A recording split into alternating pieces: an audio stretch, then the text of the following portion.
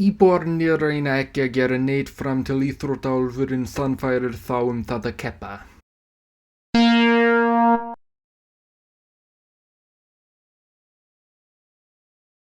Atriðið þar sem þjófarnir reyna að stela gripnum ekki mikilvægt fyrir aðalatburðarásina.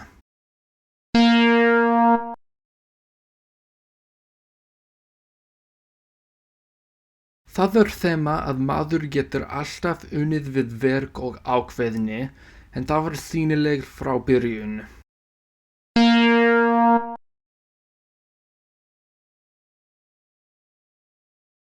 Einu sinni var bær sem hét Latabær. Á hverjum degi sluppuðu íbúarnir af og gerðu ekki neitt.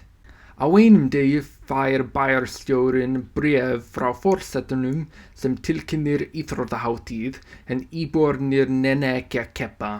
Vegna þess kemur íþróttaálfurinn til bæjarins og sannfærir alla íbúa það að keppa. Vegna þess átta íbúarnir sig á því að hegðunin þeirra mjög röng og sérgóð. En loksins vinnur Latabær keppnina.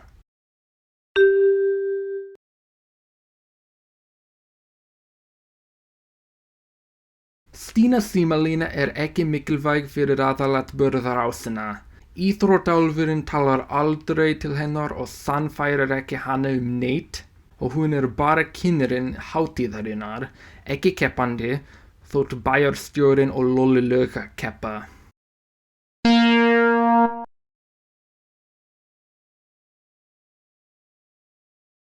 Íbúarnir slappa af alla daga og þeir eiga að keppa í íþróttahátíð.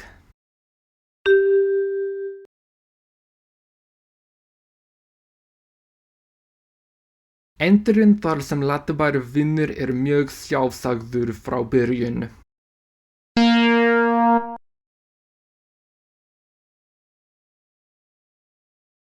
Magnús Geving skrifaði bókina Áfram Latabær árið 1995 og hún var ábyggilega gróft uppkast. Leikritið fáguð útgáfa bókarinnar.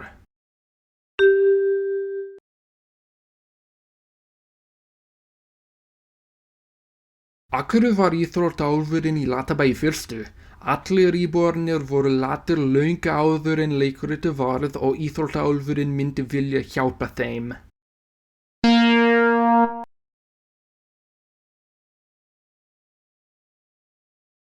Þetta leikrit hálfvegis afleitt frá fyrirlestrum sem Magnús Geving hélt fyrir börn í skólum þar sem hann sagði þeim það að vera holl.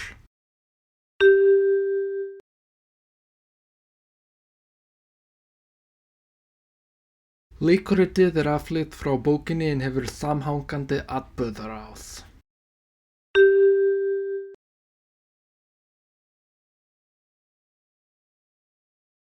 Fyrir þetta voru öll barnaleikrit á Íslandi með lágar fjárhagsáætlanir og medalistfenga leikara og starfsmenn.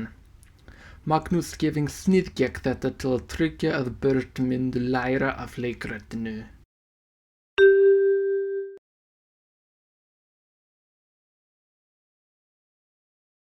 Allir íbúarnir sigrast á skapbrestinu mjög fljótt og við sjáum aldrei að þau eiga neitt bágt með það að keppa.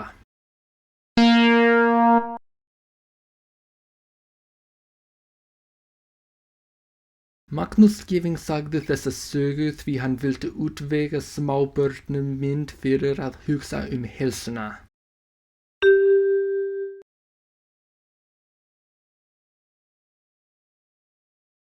Íþróttaálfurinn sannfærir alla það að hætta óvana þeirra, ekki bara til að vinna keppnina en til að bæta lífin þeirra.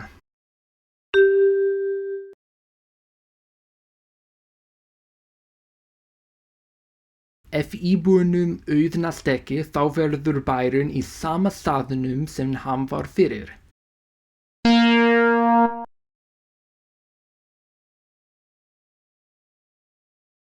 Bókinni var örugglega rubbað af, en leikritið var vel heppnað þrátt fyrir.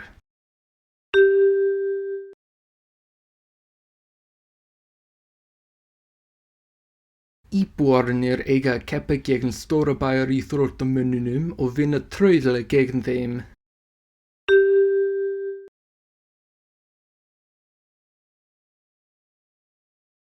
Það vissulega haganlegt að Latabær vinnur bothlaupið þrátt fyrir að keppendurnir frá Stórabæ eru betur þjálfaðir og gerðu engar merkilegar villur hlaupið.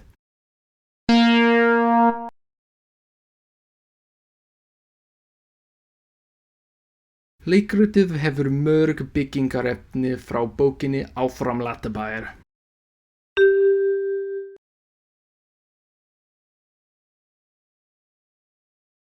Persónurnar hönnuðust viljandi til að tryggja að allir hlustendur geta samhryggst einhverjum.